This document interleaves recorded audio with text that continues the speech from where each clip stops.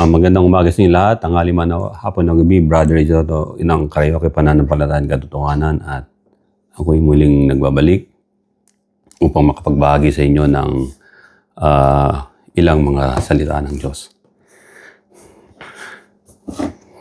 Marami sa atin dito sa mundo ay nagiging practical. Tulad ko, practical ako. Yung practicality kasi natin ay na-itemize natin yung less important at yung important. Ang sa akin, ang spiritual na bagay, hindi less important, hindi mid-important, kundi ay important sa lahat ng important.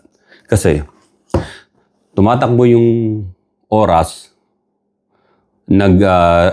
re-revolve ang Earth around the Sun, at yung solar system natin ay nagre-revolve din yan o umiikot, nagsasayaw doon sa Milky Way Galaxy. At ang buong universe ay nag-e-expand, nai-stretch. Tulad yan na sinabi ng Panginoon. Ang dami sa Bible nakalagay, God stretch out the heavens. So, merong pagkakataon na ang Biblia ay minumula tayo sa tinatawag na astronomy, sa mga cosmos, kung sa salitang Russian yun, yung cosmology sa kanila. Astronomy, dito naman sa English o sa west na side na pagpapaliwanag. Natanong nyo na ba na sa sarili ninyo na tayo minsan pag nag-iisa o kaya merong malungkot na dinadamdam, lungkot, ay nasasabi natin, ano ang purpose ko dito sa mundo? Bakit ako nandito? Bakit may tao? Saan nagmula ang mga ito? Paano nagkaroon ng tao? Nagkaroon ng animals? And then papasok sa inyo yung, yung sinasabi ng science about evolution. Meron bang tinatawag na evolution sa Bible? Yun ang marahil lang ibang iniisip natin. Kahit ako, hindi ko nililimitahan ang anumang sinabi ng Biblia. Kasi sinabi ng Biblia na ibibigay sa inyo ng Panginoon ang key of the knowledge to the kingdom of God, na malaman ninyo ang spiritual na bagay. Merong mga Christian o yung mga religious group na sinasabi nila, walang evolution at ang tao ay nilikha fully formed, fully man. Ibig sabihin, fully man, modern man. Pero, yung mga nauhukay na skeletal remains, like 2,000 years old, 3,000 years old, pag ipinantay nyo, tinapat nyo sa skeleton ng modern man, ay merong malayo ang distinction, pagkakaiba. Merong yung kanilang eyebrows, yung ridge ay mas malaki, at yung capacity ng brain ay yung iba malalaki. Sa modern man ay kayo na bahalang maghanap na kung ilang cc yun. So, meron ding mga ibang mga animals na hindi naman siya modern, pero yung mga nakukuha nila, mga skeletal remains o yung mga tinatawag na fossils, ay may kahawig ito sa land animals. Tulad halimbawa ng whale. Yung whale na mga fossils ay na maraming na-discover niyan, maging sa disyerto ng Africa, nasa desert, nasa medyo mataas na bundok. Magtataka tayo, bakit nagkaroon ng whale doon? At hindi lang yon, yung mga scientists na-discover nila, yung whale ay dating mammal na, tandaan nyo, ang dolphin whale, yung mga orca, yan ay mga mammals. Sila ay merong mammary glands. Nagpapadede sila ng mga anak nila. So, yung whale din, ganun, na merong mga pag-aaral sila na dating lumalakad sa lupa at bakit nanirahan na sa tubig ng matagal na panahon siguro. So, ang tawag nila ron is adaptation and then evolution. Kasi ang paniniwala ng ibang tao, yung less ang knowledge about that, yung halimbawa, very religious, hindi ako nanggaling sa unggoy, sasabihin nila. Hindi ako galing sa unggoy, hindi ako nag-evolve doon. Ano yun eh, it's elementary, basic yung katwiran na ganun. Actually, hindi ganun. Hindi naman sinabi ng science na ikaw ay nanggaling sa tiyonggo o sa unggoy. Ang gustong palabasin ng iba ay fully man ng tao nung nilikha ng Diyos at yung mga animals ay ganon ay after its kinds. Pero yung after its kinds, yun ang tinatawag na genus ng mga animals. Kung halimbawa yung mga itik, bibe, swan, magkakamag-anak sila as duck kasi may dactyl sila yung mga paa nila, di ba? Tsaka tuka nila, ganon. Di ba? Pero bakit yung platypus meron din tuka ng bibe, paa ng bibe, pero hindi paa ng bibe, yung tuka ng bibe, pero yung paa niya parang mammals. May balahibo ng mammals, pero ano ba siya? Parang kalahati, di ba? Kalahating bibe, kalahating mammal. So, ayun na yung tinatawag ng mga science na product of evolution. Kung saan siya magsusurvive. Doon nagbabago yung kanyang genes o yung kanyang DNA. Pero kapareho siya ng ibang kalahi niya, kaso nga lang medyo nagbago na. Ngayon, sinasabi ko ba na ang ape ay kamag-anak ng tao? Hindi ko sinasabing kamag-anak ng tao ang ape. Pero yung mga sinaunang tao na libo-libong taon na, meron pa nga million years 800,000 years ago, yan, yung mga nakuha nila, ay yung kanilang mga tinatawag na genes ay merong konti lang pagkakaiba ng strand.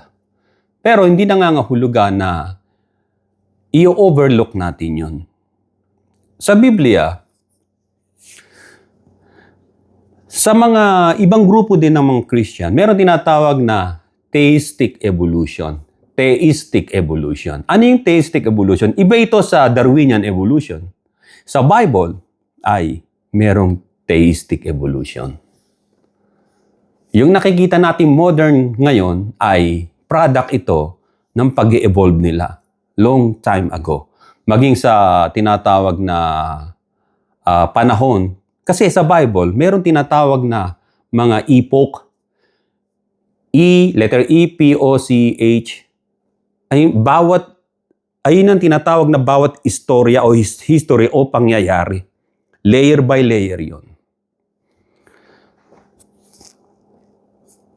Dito sasabihin ko, kasi ang nagpauso ang mundo ay 6,000 years old lang daw, ay isang Archbishop of Armagh sa Ireland noong 17th century, si James Ussher. Binilang niya, ayon sa kanyang kalkulasyon, he calculated according to him that the book of Genesis, the creation of the book of Genesis, ay nagsimula raw ang creation ng October 22, 4004 BC. Evening daw yun. More than 5,000 BC, meron ng mga tao sa Pilipinas. Yung mga Aita sa atin, 35,000 years ago, nando na yan sa Pilipinas. Yung mga aboriginals ng Africa, 60,000 years ago. Baka nauna pa nga yung mga Aita sa kanila.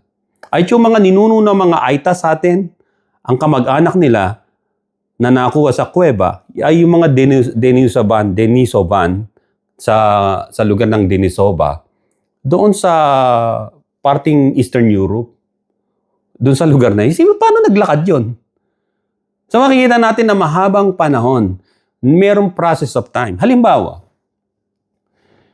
si Cain at Abel, di ba? Sabi ng Biblia, in the process of time, naghandog sila ng handog.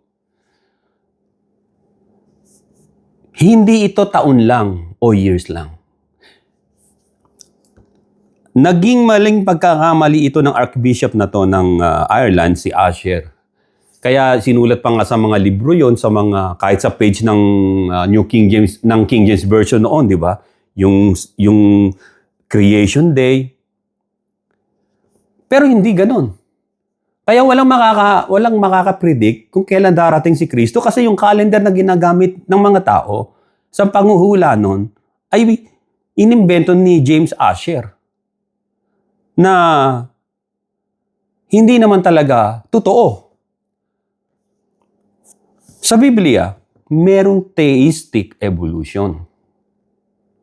Yung mga nakikita nating modernong animals, modernong tao, hindi sila dating ganun. Yung panahon ng Panginoong Kristo, yung mga nakikita niyong mga pinoportray na si Jesus Christ ay parang mahaba buhok, white ang itsura, parang Europeans, hindi siya ganun. Maging maging doon sa Bible, sa sinulat ni King Solomon, yung Messiah, ang kulay niya ay parang bronze, dark skin.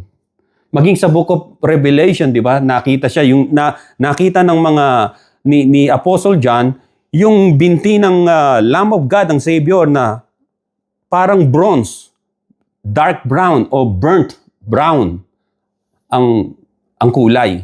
So hindi siya white. Pero pinoportray, nagkakaroon ng evolution sa pagpoportray kay Kristo, nagiging white na siya pero hindi siya white. He's just like a North African descent. Ang Panginoon sa Kristo. Yun ang mga tao ng araw, maging sa Israel. North African descent. Yung kanilang lahi ay parang North African. Kung pupunta kayo ng Egypt, Algeria, ganun ang itsura. Pero ngayon, dahil ang Algeria ay nahaluan na ng mga white yan, kasi may mga Italian na sumakop dyan, French, sa panahon na yon. So, subalit yung sinaunang tao nila. So, dito, kung mabasahin natin yung Bible, tingnan nyo kasi ang pagkakaalam natin at tinuro sa atin na ang tao galing sa dust o alabok ng lupa. Tapos, sinasabi pa nga, hinulmahan, parang gumawa ng, alin niyo parang pag nasa dagat kayo, di ba? Yung mag-i-sculpture kayo ng, kunyari, taong nakahiga, o kahit ano pa man yun, di ba? Ganon na pinalalabas sa atin. Is that the right way na explanation ng Bible na ganun kaya? Hindi. Tandaan nyo, sabi ng Biblia, ang lahat ng bagay dito sa earth ay galing sa dust of the earth, which is star stuff. The earth is considered a star. Papaliwanag ko sa inyo sa Bible na merong original earth, merong original heaven. Sa original heavens na yon, gumawa ang Diyos din ng heaven of heavens. So mayroon tinatawag na tatlong langit. Heaven, atmosphere. Yung isang another second heaven, kung saan nandun yung kinalalagyan ng mga other planets and asteroid belt, solar system. Heavens, yung asteroid belt, solar system, yung mga Milky Way Galaxy, Andromeda Galaxy, yung mga galaxy na yan, mga Eagle Nebula, heavens, second heaven yun. Yung heavens, kasi merong heaven of heavens. Yung heavens, which is the throne of God, which is the heaven of God, tahanan ng Diyos at ng mga angel. Yung mga angel ng Diyos, nung naglikha ang Diyos, in the beginning, God created the heaven. Sa heaven na yon ay threefolds yun. Heaven, the original heaven, the second heaven, and the heaven of God, which is yung dominion o domain ng Diyos. Kaya sabi rito sa Biblia na sa Job chapter 38 verse 7, tandaan nyo ang Book of Job, ang pinakaunang scripture yan kaysa sa Book of Genesis. Nauna siya. Sabi sa Job 38 verse 7, when the morning stars sang together and all the sons of God shouted for joy. Nung nilikha ng Diyos kung babasahin niyo ito about creation. Creation of the first heaven and then the original earth. The first earth. Nung wala pang kasalanan ang tao. Ibig sabihin nung una pa. Yung unang earth na ito, this is not spherical. Ang unang earth na nilikha ng Diyos is just like with four corners. Just like a box. Just like yung Ark of the Covenant ni Moses na dinadala nila ng mga tauhan ni King David, di ba, ng mga Levites noon. Ganon hanggang sa mawala yun. Yung earth ay diyan panhig-panaog ang mga watchers o yung mga angels ng Diyos, including si Lucifer pa. Nagbabantay sila ron. Kasi ang earth ay pedestal ng Diyos. Meaning, launching pad, landingan ng Panginoon if He wants to visit the earth. At ang earth noon, ang sabi, yung mga gold ay just like mountain of gold. At bago nagkaroon ng tinatawag na rebellion si Lucifer, nagkaroon ng tinatawag na cosmic war battle. At yung earth ay na-melt, kaya yung mga gold, yung mga ibang precious metals and diamonds nasa ilalim ng lupa because they fought yung angels ng Diyos at yung mga fallen angels ni Lucifer. Kaya binagsak siya, naglabanan. So ang earth ay naging just like a melting rock na nakita ni Jeremiah chapter 4 verse 23. Ang earth ay without form and void, walang buhay. Ganon din yun sa Genesis kung babasahin natin. Tingnan natin dito sa Genesis. Sa Genesis, nung nilikha ng Diyos ang mga bagay, ay sinabi na rin ni Job yun.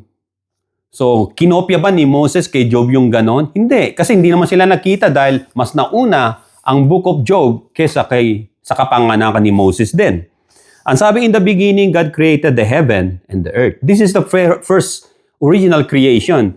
The heaven, and then sa heaven na yon ay meron tinatawag na division. First heaven, which is yung atmosphere. Second, nandun yung mga galaxies and planets and Orions and asteroid belts, Milky Way galaxy, lahat ng mga farther the expanse ang ibig sabihin.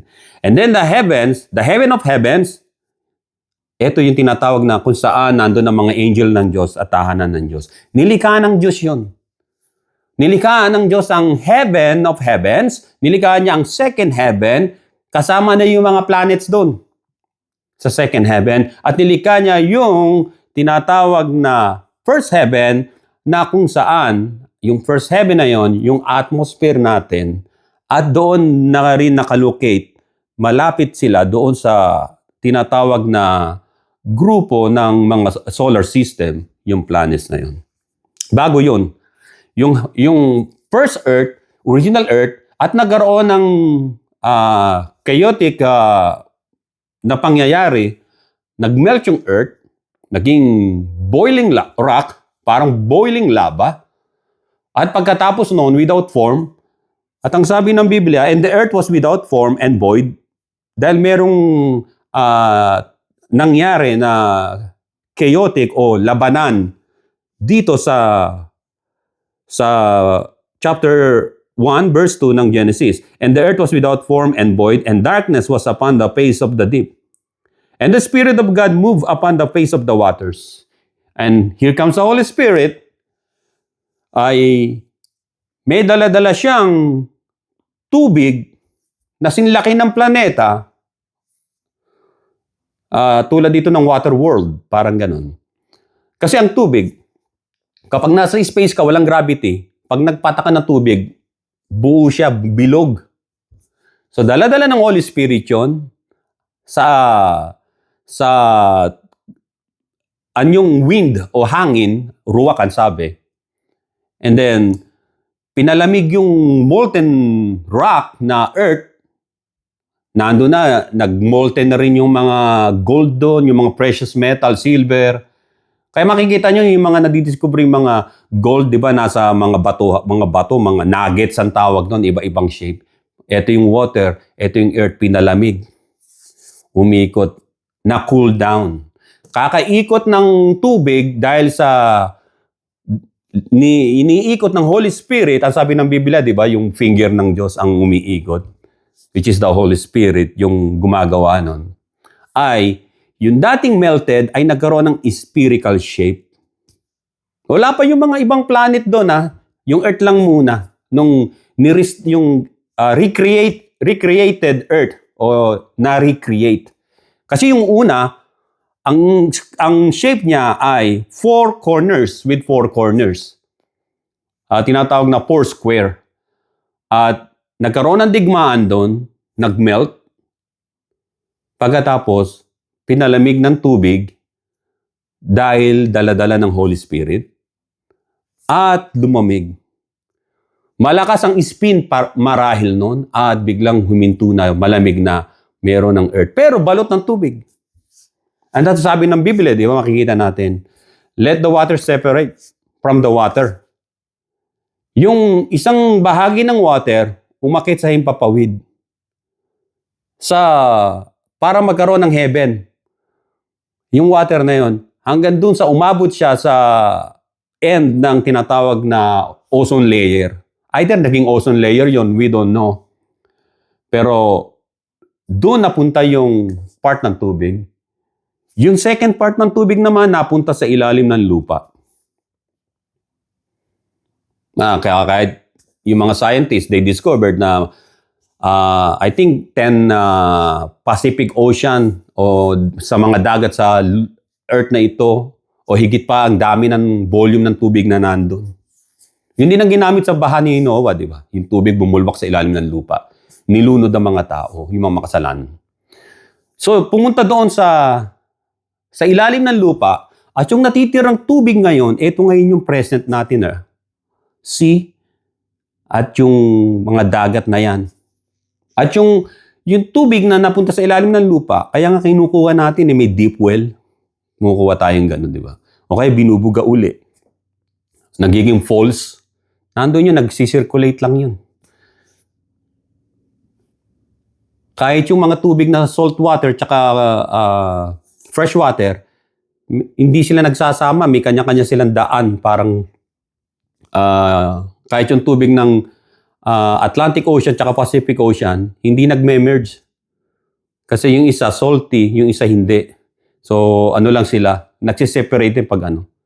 So, merong hangganan. Ayun yung sinasabi ng Job chapter 38. Naglagay ang Diyos ng hangganan sa dagat at sa lupa para hindi tumawid yung tubig na nasa dagat patungo doon sa tuyong lupa o sa land. Maliban na lang kung magkaroon ng earthquake, nagkakaroon ng tidal wave o tsunami. Kaya sabi ng Diyos kay Job, sa Job 38 verse 1, verse 4, where were you when I laid the foundation of the earth? Si Job, kinausap ng Diyos. Nasaan ka, Job, when I laid the foundation of the earth? Siguro sasabihin ng iba, siyempre wala pa ako noon, Panginoon. Pero wait a second. Verse 5, who determined its measurement? Sino ang naglagay ng sukat nito sa paikot ng mundo? Nung ni-recreate niya ang mundo. Verse 6, to where is foundation fastened? Saan nakalagay ang pundasyon ng earth? Alam natin, gravity yon, yung pundasyon ng earth, gravity. And then, verse 7, when the morning stars sang together and all the sons of God shouted for joy, nasan ka? Nung nilikha ng Diyos yung mga angels, wala silang ginawa kundi they shouted for joy. They sing to the Lord. Makikita ninyo yung mga angels sa Revelation, nakita niya na they keep on singing day and night, Holy, Holy Lord God is Almighty, who is and is to come. Patuloy yung kumpleto. Parang sirang plaka nga. Ulit-ulit. They keep on worshiping hanggang sa dumating na ang eksaktong bilang ng mga taong naligtas at makikita natin yun, makikisabay na tayo ron ng pag-awit ng Hallelujah, Holy, Holy to the Lord God Almighty, to the Lamb of God. Worthy is the Lamb of God. So dito, makikita natin dito, maging sa Psalms chapter 115 verse 15 hanggang 18, yung heaven and heavens ay sa Diyos, and the earth given by God to human, to man. Ibinigay. Ngayon, sabi nga rito, di ba? Sa 26 sabi rito, ang sinasabi ko I read already from cover to cover ng Bible. Sa akin, I don't care kung ang isang tao o animals ay nag-evolve o God causes those animals to evolve into its kind and to another kind. It doesn't matter to me. Because the most important sa akin ay yung soul ko na aalis sa katawan ko na ito at babalik na ako sa tahanan nating walang hangganan, ang kalangitan. So whatever na meron tayong nababasa sa Biblia na bakit ganon ang explanation, akala ko ba nilikha tayo ng Diyos ayon sa kanyang wangis? Totoo yun. Pero marami nagsasabi na galing ka sa putik o clay. No. We came all from the dust of the earth. And yung dust of the earth na yon ay star stuff. Galing sa mga stars. At nabuo. At nung mabuo yun, dahil sa salita ng Diyos, ay He made the first earth which is with 4 corners. Nagkaroon ng labanan. Yung mga angels ng Diyos, na archangel, si Gabriel, Michael, the archangel, they defeated Lucifer. But the cause ng kanilang labanan, dahil sa rebellion ni Lucifer, ay nagmelt yung earth. Maybe they're using most powerful weapons doon sa Genesis. Kaya na durog o nalusaw ang earth. Ano ang sabi? Galing tayo sa dust of the earth. Das alikabok. Nung pinalamig na ng Espiritu Santo ng Diyos ang earth na animoy lava ay na-cool down. At ang sabi, may mga dust particles doon sa earth. Naalala yung sinabi ng Panginoon na tayo daw ay aasna ng Panginoon sa apoy. The same doon sa old earth. Inasnan sa apoy para ma-purify. And then here comes the dust. Yung mga natuyo na yung land, nagkaroon na ng tinatawag na separation ng mga dagat. Ang dagat noon ay hindi katulad ng dagat natin ngayon na malaki, 70% water. Resulta yan ng baha sa panahon ni Noah. Hindi lahat ng tubig ay nag-recede, bumalik sa ilalim ng lupa. At umakyat at pumunta uli sa himpapawid. Hindi. Para mapatunayan ng Diyos na totoo ang baha, eto ngayon. Yung tubig ay 70%, 30% lang ang land. Mas dati hindi ganun. Maraming lupa ang biglang bumagsak sa ilalim ng tubig. At alam natin na yun ang patuloy na nire-resolve ng mga scientists, which is nandito na sa Bible. Sabi ng 26, and God said, Genesis 1, let us make man in our image, after our likeness, and let them have dominion over the fish of the sea, and over the fowl of the air, and over the cattle, and over all the earth, and over every creeping thing that creepeth upon the earth. So God created man in His own image, verse 27. In the image of God created He him, male and female, created He them. And God blessed them and said unto them, be fruitful and multiply and replenish the earth, and subdue it, and have dominion over the fish of the sea, and over the fowl of the earth, and over every living thing that moveth upon the earth.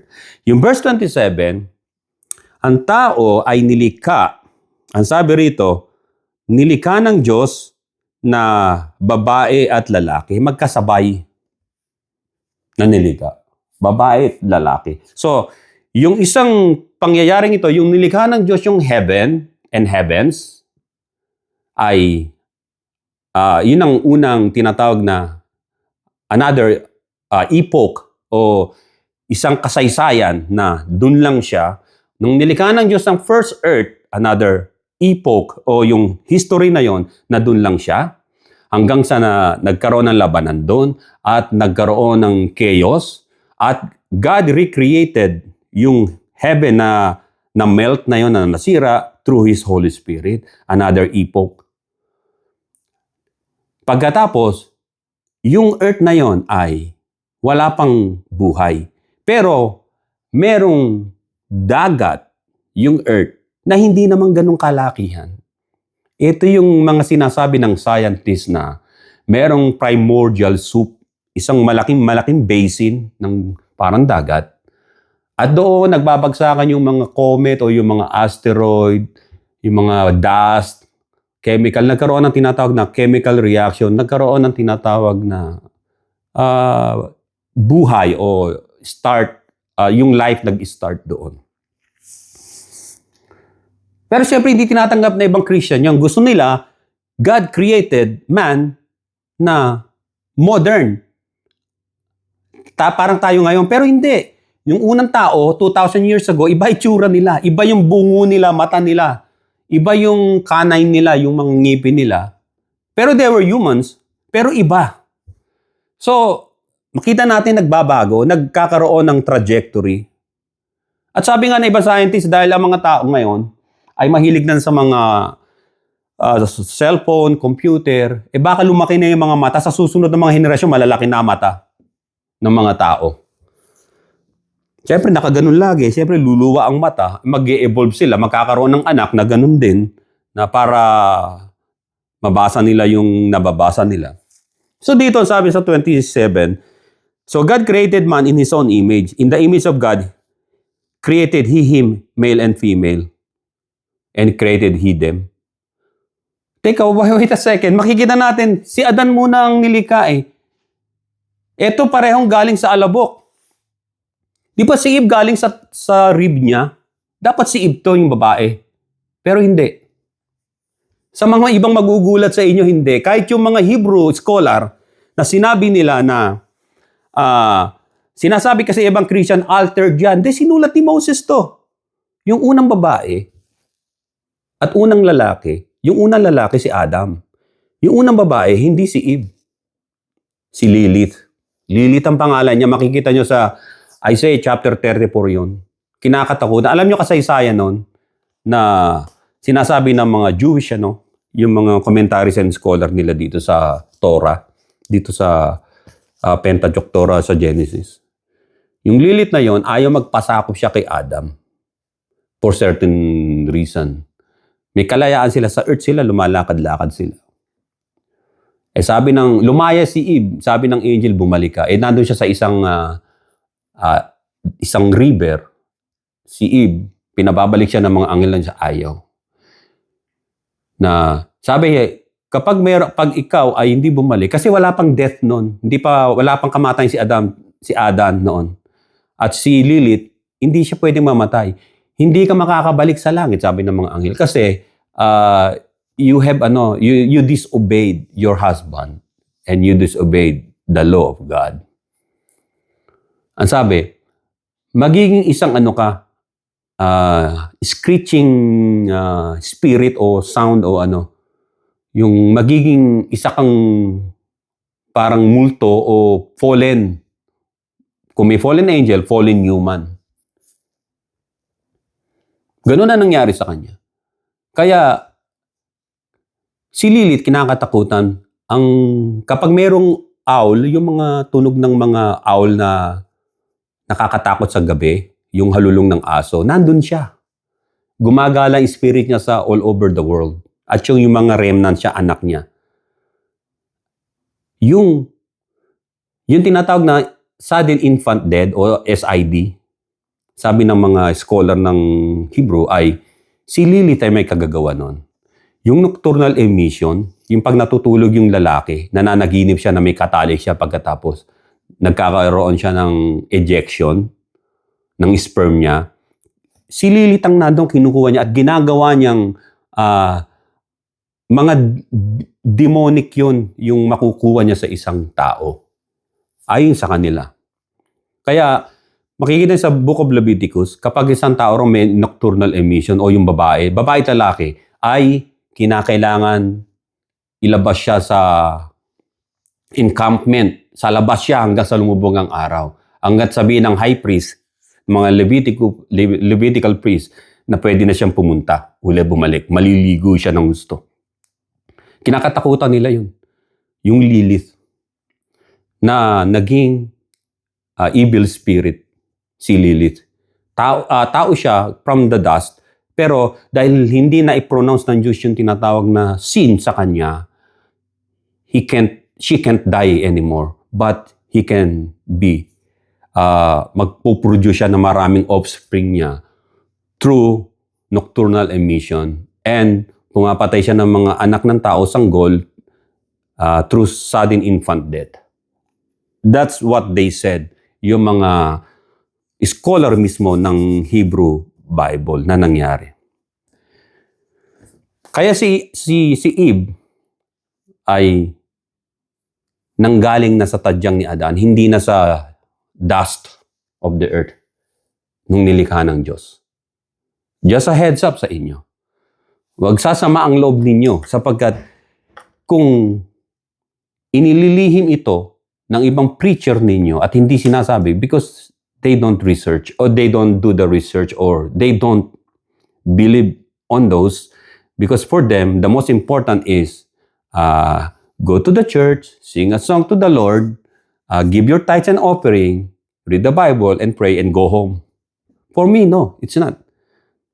Kaya ganito kapag hawak-hawak ang Biblia, hindi ko alam. Parang ganito yan. Halimbawa, yung computer nyo. Ginagamit yung computer nyo, hindi nyo alam kung paano nyo i-reboot. Di ba? Di ba nakakahiya yun? Sarili mong computer. Halimbawa ako, nagga-gardening ako. Magga-gardening ako, hindi ko alam na yung mga ugat pala ng puno ay mayroong pinakagitna yun, dapat hindi mapuputol yun kasi mamamatay. Hindi yung tanim ka lang ng tanim, di ba?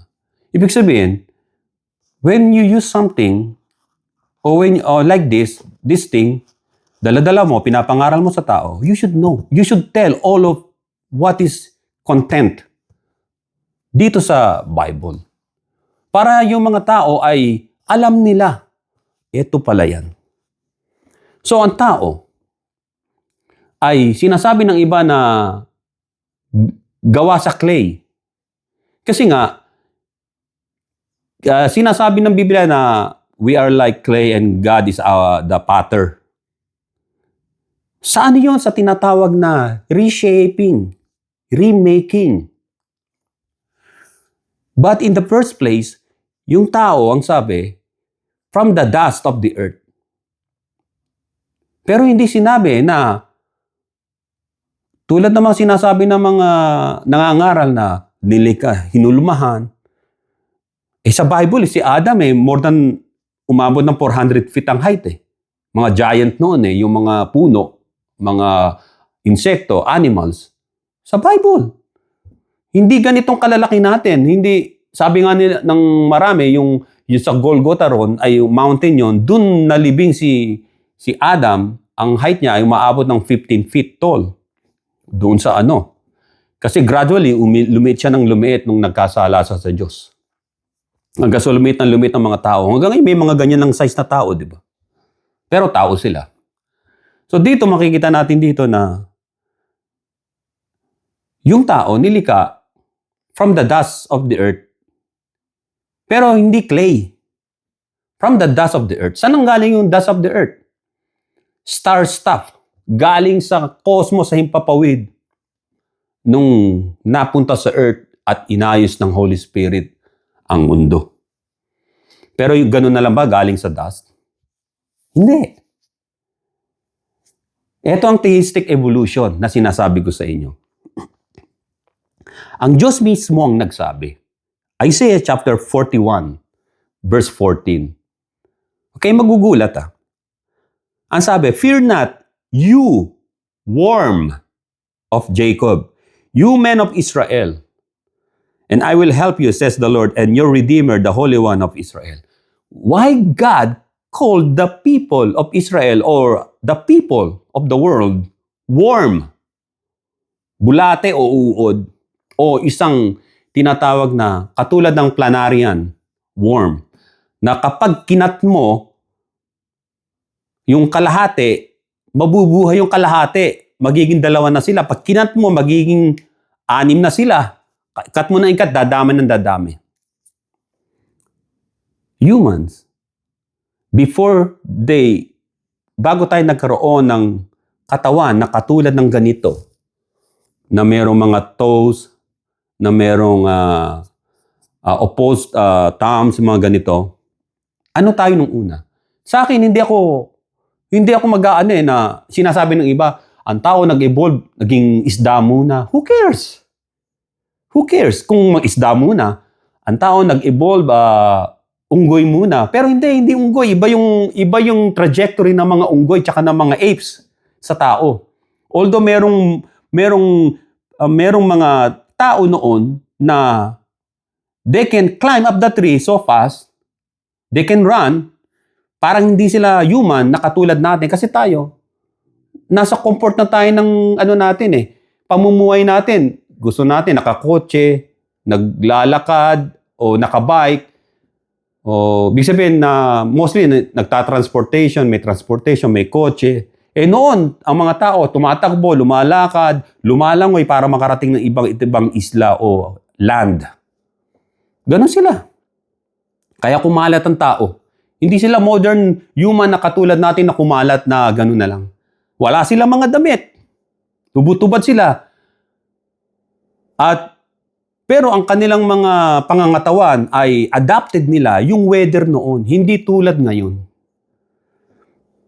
Ang sabi rin dito, so sinabi ng Diyos na about sa created na human na worm, not clay, although it came from the dust. So katulad ng planarian worms, ito yan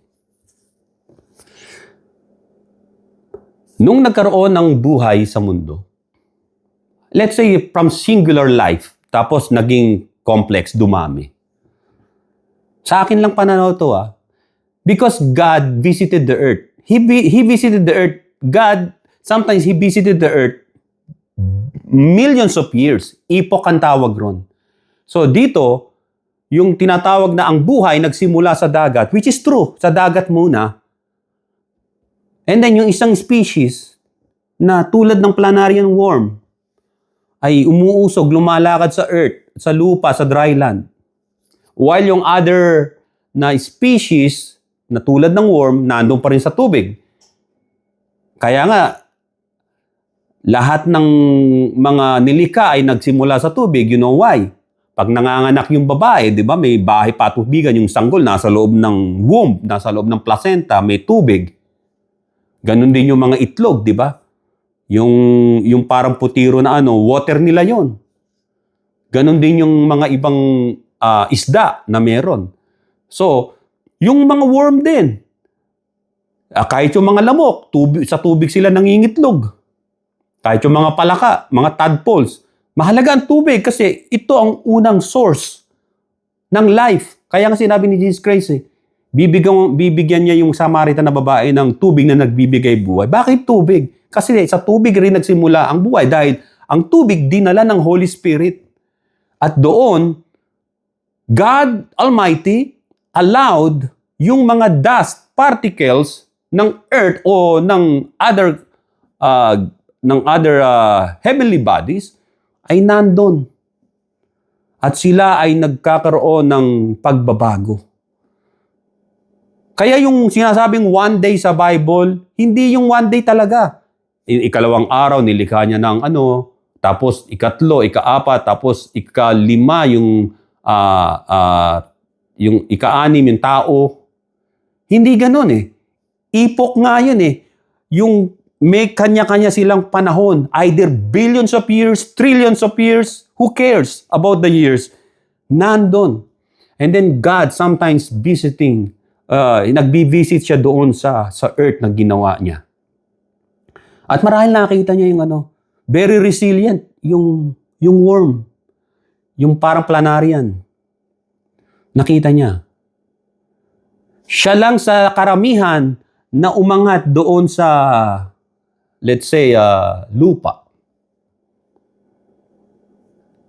And then God said, let us make man in our image. And then from the dust, kinuha niya yung isang creature na yon from the dust. Hindi yung dust ang ginawa niyang tao. From the dust. He made them female and male. Maaring hinati ng Panginoon, yung planarian worm, at naging dalawa.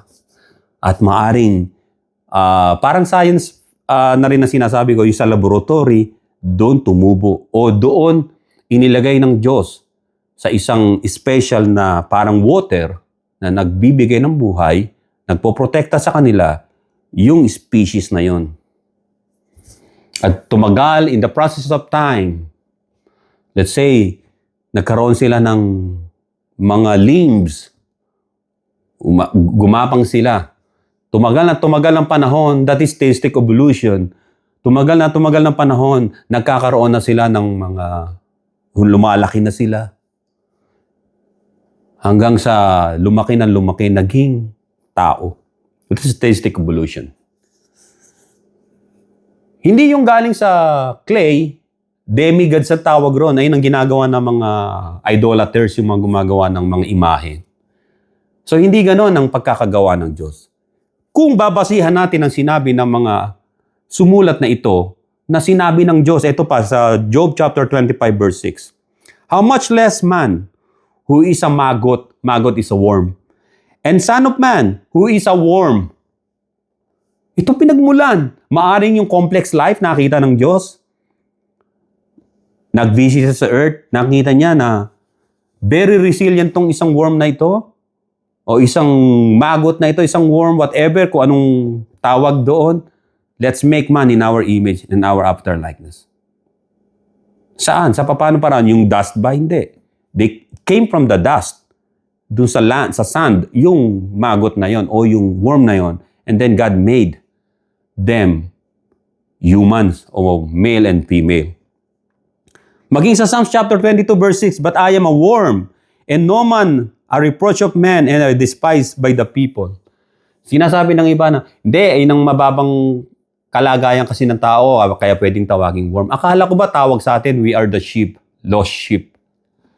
Dito, derogatory na to, worm eh. Tawag sa atin, worm. Tawag sa mga taong ito, na mga propeta ng Diyos, ay worm. Maging King King David, worm. Iba yung mababang kalagayan. Ibig sabihin, yun ang nag-kickstart ang pagiging human mo. From just like worm. Alam niyo yung kahit yung sperm ng lalaki? Di ba lumalangoy sa ano yun? Sa yung sperm. Tapos marami sila, thousands. So, basta marami. Pero isa lang makakapasok doon sa egg ng babae. Just like that. So maari, ganun ang nakikita ng Diyos. Ganun ang nakita niya. At ginawa niyang tao. Can He do that? How about the scientists? Kung kayang gawin ng mga scientists yung in vitro fertilization, God can do that too and more than that. At ginawa ng Diyos. Pinahaba niya kung yung waiting time ay mahaba, sa kanya ay just like snap of the finger. And then become man. Human. Yung tao. Kaya dito, sa Biblia, kaya sinabi ng Panginoon, di ba, na my Father is still working. Kala ko ba nagpahinga na ang Diyos? Di ba mababasa niyo yan? Ang aking Ama ay patuloy sa paggawa. At maraming mga species ngayon na nadidiscover na hindi nila nakita noong araw pa, ngayon, nakita nila. At ang mga scientists sinasabi nila na ito ay maaring nanggaling sa ganitong species. Which is true. At hindi lang yon, maging sa wild. Alam niyo yung mga bonobos, yung mga apes, at saka yung mga chimpanzee. Di ba meron silang, magkalayo yun ng ilog eh. Other river yung dalawa na yun eh. Pero may bagong species sila nakita. Mukhang chimpanzee, pero mukhang bonobos. Yung mga bonobo na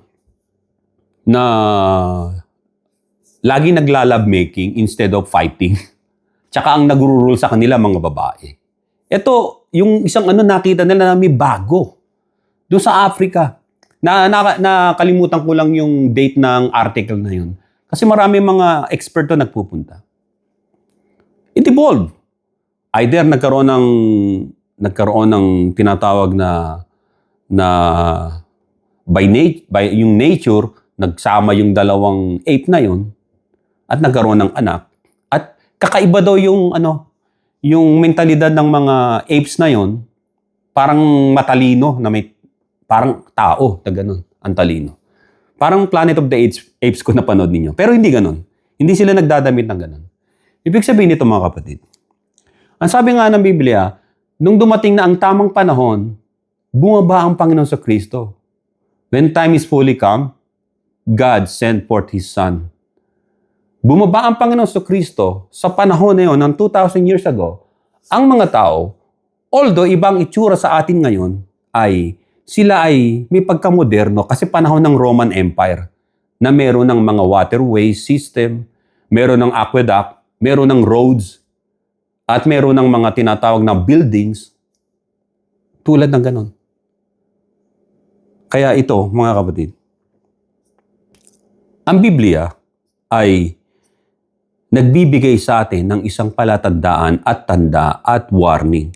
Sabi nga ng Daniel chapter 12, beginning verse 1, basahin nyo hanggang sa susunod na verses. Di ba ang sabi? Binanggit niya rito yung tinatawag na muling pagkabuhay. Ang sabi rito, nais ko, babasahin ko lang yun saglit. Dahil ang kahalagahan mo kasi ng tinatawag na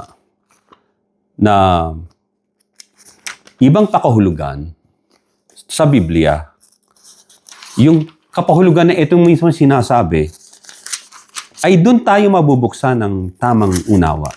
Ngayon, sa akin, I do believe sa tinatawag na science, in terms of medical science too, and then science na meron tinatawag na observation, at meron tinatawag na hindi ito science na bogus. Na tulad ng mga 18th century na dahil pinauso ni Darwin yung evolution, nag-imbento ng mga tao, nilagyan yung bungo ng tao ng panga ng baboy. So para maibenta nila, maraming scammer noon, nang scam sa mga paleontologists noon.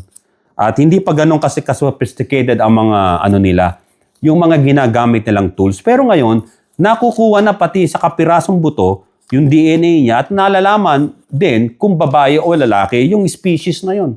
Kaya yung mga transgender na sinasabi na babae sila pero lalaki, pag namatay kayo, na-discover kayo ng mga paleontologists, ang sasabihin nila, about 34 years old, male, kasi makikita yun sa hip.